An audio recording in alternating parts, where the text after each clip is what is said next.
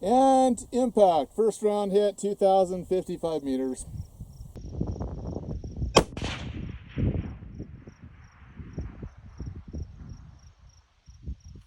And impact, first round hit, 2,055 meters. 55 meters and first round hit. I'd say that bush is probably 10 inches tall by, let's say, I don't know, 18 or 20 inches wide. You know, basically if you turned 66% IPSC on its side and cut it in half, something like that anyway. Really happy with that though. I ran out of dialing. I'm actually dialed all the way to 29 even on the Mark V, and then I held 5.5 and I held 3 mils for wind. And you know, good estimation of what the wind is doing out there. And yeah, tagged it. So, you know, I'm pretty happy with that. And I'm ecstatic with this rifle. It was quite the adventure getting it set up. It's the RugerPrecisionRifle custom shop 6mm Creedmoor. So if that's not a mouthful, I don't know what is. It's a Mark V scope, and it's got one of their, I want to say it's their PR2-mil reticles in it. It's a Christmas tree type reticle, like a short Christmas tree, and then a lot of holdover underneath. Pretty uncluttered. Back to the rifle anyway. Superb, absolutely superb. I'm so happy with it. It's got a Triggertech trigger right from the factory. You cannot go wrong with that. I've got one of the Triggertech diamond triggers in my 338 version of this rifle, and I've got a few little things changed on that. One of the things I've always changed on these Ruger Precision rifles though is to change out the grip.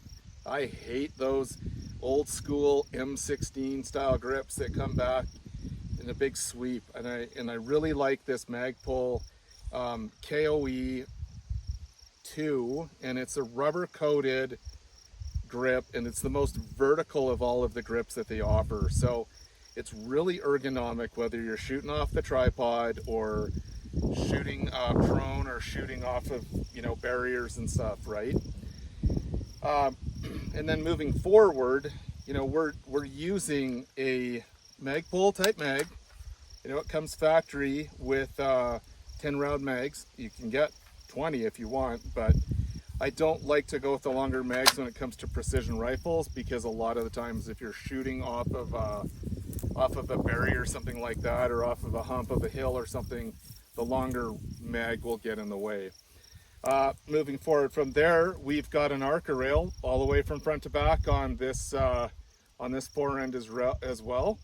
And then you've got M-LOK slots all the way along the top, and you can add rails to it if you want to run night vision.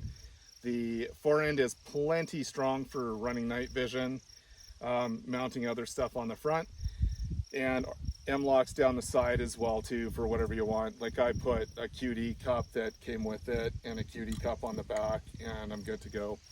I want to say, like, a note of caution, I've had multiple sets of mil-spec QD cups that have come undone on me. So if you notice right here, I've actually got the sling floating free, so it can actually wrap around whatever side I want. And it's on a piece of 550 paracord. And that's sort of my insurance, right? Because I've had one of these QD cups come undone, and my whole rifle just go whoop onto the muzzle. Luckily, it only knocked it out of zero, I don't know, a MOA and a half or something like that, and nothing more. Okay, so moving forward, we've got a custom shop barrel here. Does not say who the manufacturer it is. It is a phenomenal barrel, and I want to say it's a 1 in 7 because we're shooting 6mm, and then we have got a APA muzzle brake on the front, which is just fantastic as well too. Nearly as soft shooting as a Terminator would be, every bit as accurate and a lot less expensive. For mounts, we have the, I want to say it's 30 MOA on the rail or on the scope base, if I remember correctly, and I apologize if I get this wrong. This is not a scripted review. And then we've got a Warren Skyline Precision 35 mil one-piece scope mount with a built-in 20 MOA.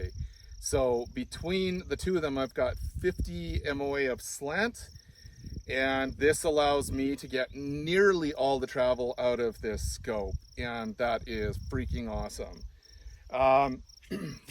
It is just such a comfortable combination to shoot, and the Mark V really just makes this rifle.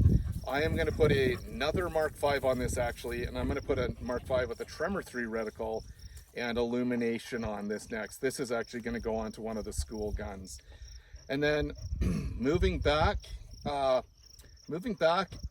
Leopold has this, or not Leopold, Ruger actually includes this nice soft sort of foam rubbery but more like rubber cheek piece, which you can add onto the buttstock as well too, and it comes with a really high quality 3M adhesive backing, so it sticks and it stays.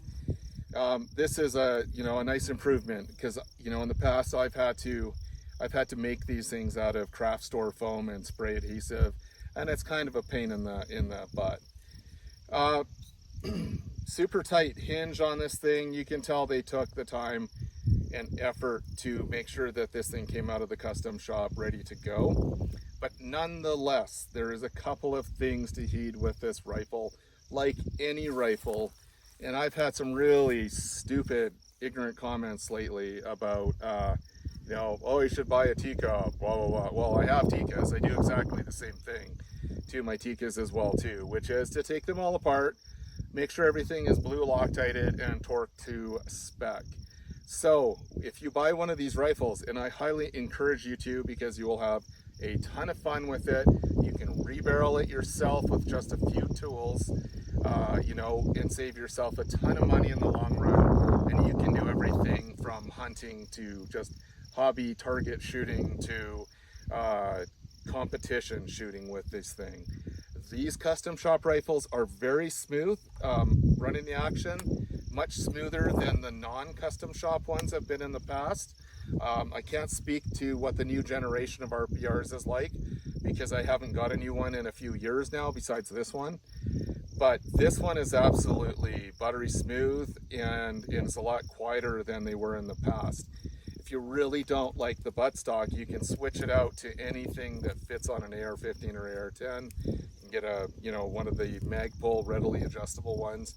I don't see the point really for this rifle, because it's so ergonomic as it is. But yeah, nonetheless, you can if you want to, if you really want to Gucci it out. Now, like I said, there are some caveats to these rifles. Like any other rifle, you have got to take your rifles apart when you buy them and make sure that your action bolts and whatever forend you have on your rifle, and any other anchor, any other bolts, like the RPR has bolts that actually go from the other side through the other to here, and you've got to get yourself a fix-it sticks kit, and like we sell and what we use for our classes and for our students' guns.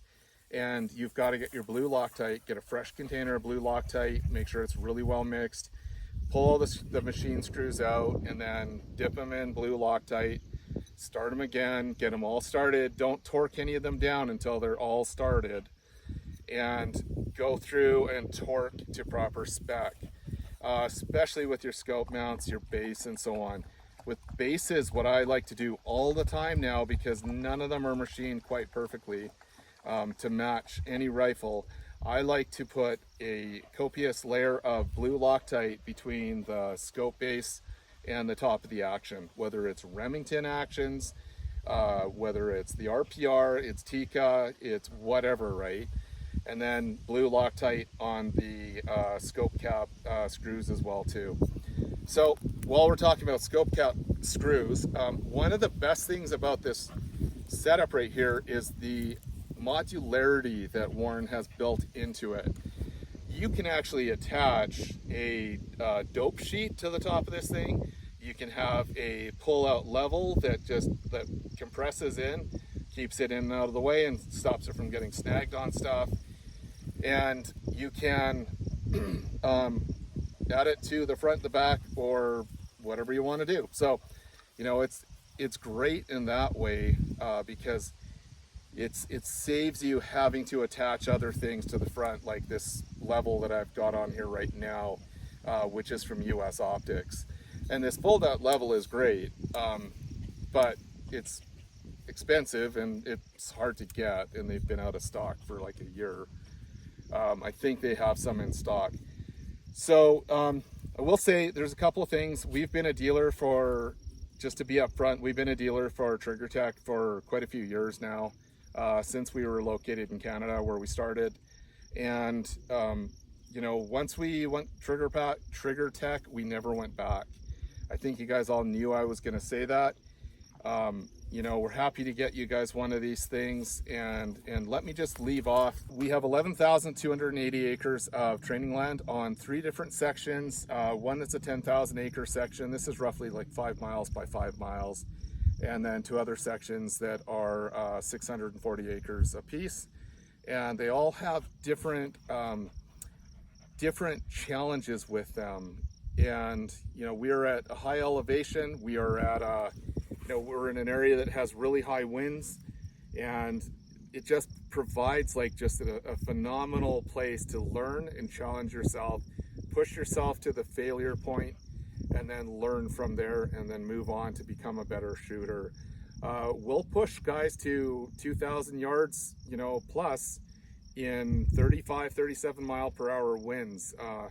We do this in Canada, we do this here, and guys are successful in those conditions, which is pretty hard to believe, but it is possible.